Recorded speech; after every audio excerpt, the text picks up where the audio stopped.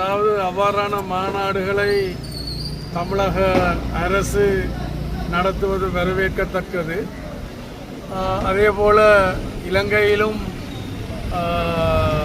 நாடாளுமன்றத்தை பிரதிநிதித்துவப்படுத்தக்கூடியவர்களை அழைத்திருக்கின்றார்கள்.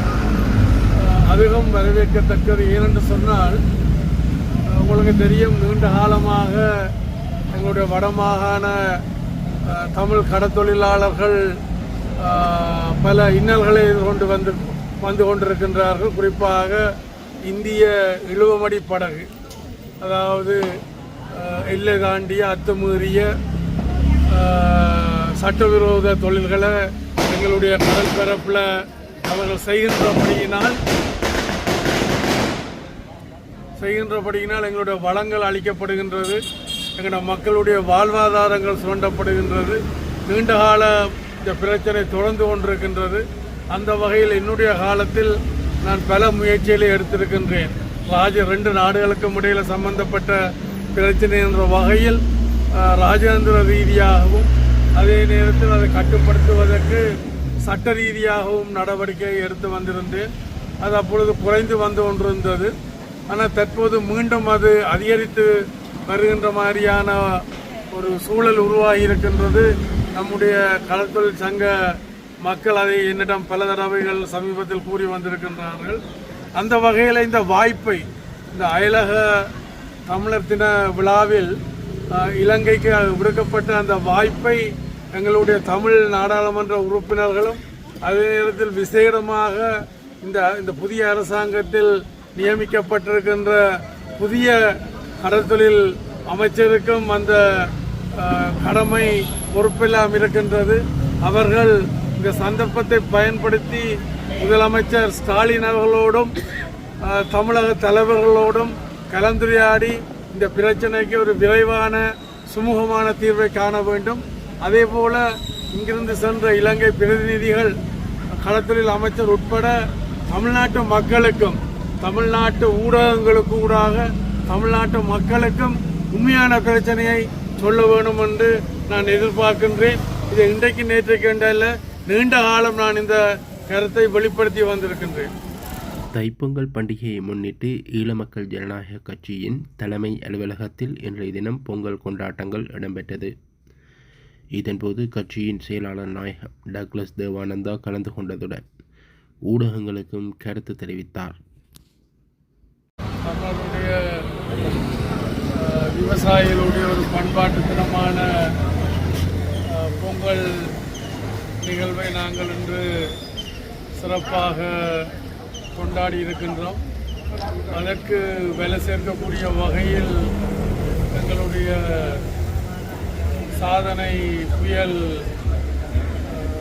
சகோதரர் திருச்செல்வம் அவர்கள் அடையாளத்திற்காக தன்னுடைய காதில்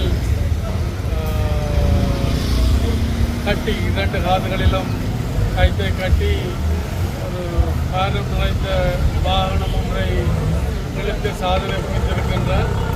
இதுபோல் அவர் இன்னும் பல சாதனைகள் புரிவதற்கு என்னுடைய ஒத்துழைப்பும் பங்களிப்பு வாழ்த்துக்களும் இருக்கும் என்பதை இந்த சந்தர்ப்பத்தில் கூறிக்கொள்ள விரும்புகின்றேன். அயலக தமிழர் மாநாடு இந்தியாவில் நடைபெற்றிருக்கிறது. தமிழர் மாநாடு இந்தியாவில் தமிழகத்தில் நடைபெற்றிருக்கிறது.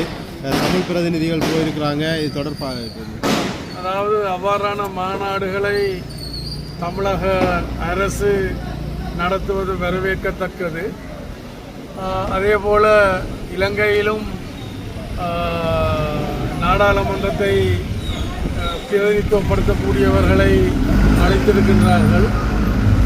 அதுவும் வரவேற்கத்தக்கது. ஏனென்று சொன்னால் உங்களுக்கு தெரியும், நீண்ட காலமாக எங்களுடைய வடமாகாண தமிழ் கடத்தொழிலாளர்கள் பல இன்னல்களை எதிர்கொண்டு வந்து கொண்டிருக்கின்றார்கள். குறிப்பாக இந்திய இழுவமடி படகு, அதாவது எல்லை தாண்டிய அத்துமீறிய சட்டவிரோத தொழில்களை எங்களுடைய கடல் பரப்பில் அவர்கள் செய்கின்றபடியினால் எங்களுடைய வளங்கள் அளிக்கப்படுகின்றது, எங்கள் மக்களுடைய வாழ்வாதாரங்கள் சுரண்டப்படுகின்றது. நீண்டகால இந்த பிரச்சனை தொடர்ந்து கொண்டிருக்கின்றது. அந்த வகையில் என்னுடைய காலத்தில் நான் பல முயற்சிகளை எடுத்திருக்கின்றேன். 2 நாடுகளுக்கும் இடையில் சம்பந்தப்பட்ட பிரச்சனை என்ற வகையில் ராஜதந்திர ரீதியாகவும் அதே நேரத்தில் அதை கட்டுப்படுத்துவதற்கு சட்ட ரீதியாகவும் நடவடிக்கை எடுத்து வந்திருந்தேன். அது அப்பொழுது குறைந்து வந்து கொண்டிருந்தது. ஆனால் தற்போது மீண்டும் அது அதிகரித்து வருகின்ற மாதிரியான ஒரு சூழல் உருவாகி இருக்கின்றது. நம்முடைய கடற்தொழில் சங்க மக்கள் அதை என்னிடம் பல தடவைகள் சமீபத்தில் கூறி வந்திருக்கின்றார்கள். அந்த வகையில் இந்த வாய்ப்பை இந்த அயலக தமிழர் தின விழாவில் இலங்கைக்கு விடுக்கப்பட்ட அந்த வாய்ப்பை எங்களுடைய தமிழ் நாடாளுமன்ற உறுப்பினர்களும் அதே நேரத்தில் விசேடமாக இந்த புதிய அரசாங்கத்தில் நியமிக்கப்பட்டிருக்கின்ற புதிய கடற்தொழில் அமைச்சருக்கும் அந்த கடமை பொறுப்பெல்லாம் இருக்கின்றது.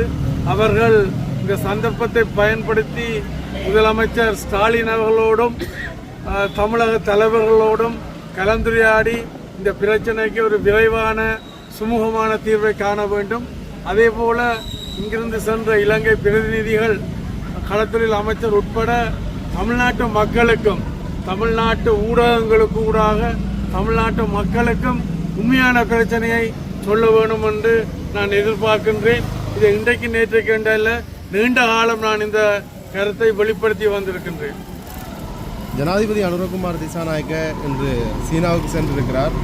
பல ராஜதந்திர பேச்சுவார்த்தைகள் இடம்பெறும் என எதிர்பார்க்கப்படுகிறது. இது இந்த அரசியல் அப்படி ஒரு மாற்றத்தை ஏற்படுத்தும். இது பூகோள ரீதியிலான பிரச்சனைகளோடு முரண்பாடுகளோடு சம்பந்தப்பட்டது.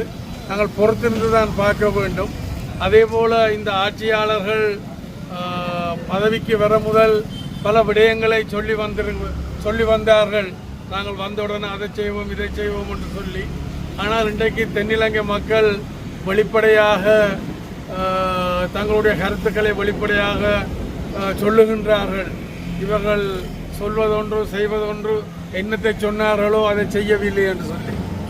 ஆனபடியினால் எங்கட நிலப்பாடு என்னென்றால் இன்னும் அவர்களுக்கு சற்று அவகாசம் கொடுக்க வேண்டி இருக்கின்றது என்றால் இப்போதான் வந்து குறுகிய காலம். இன்னும் அவகாசம் கொடுத்து இன்னும் ஓரிரு மாதங்கள் அவகாசம் கொடுத்து பார்க்க வேண்டும் என்பதுதான் எங்களோட கட்சியினுடைய நிலப்பாடு.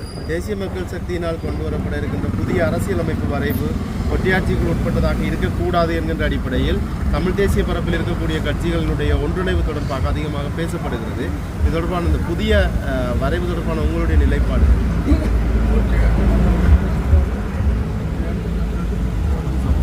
அதாவது ஒற்றையாட்சியா சமஸ்தியா என்பது எங்களுடைய கட்சிக்கு பிரச்சனை இல்லை. ஏனென்றால் உங்களுக்கு தெரியும், இன்றைக்கு உலக வரைபடத்தை எடுத்துக்கொண்டால் ஒற்றையாட்சி என்று சொல்லுகின்ற பெரிய பிரித்தானியா, தென்னாப்பிரிக்கா, அப்படி பல நாடுகள் இருக்கின்றன.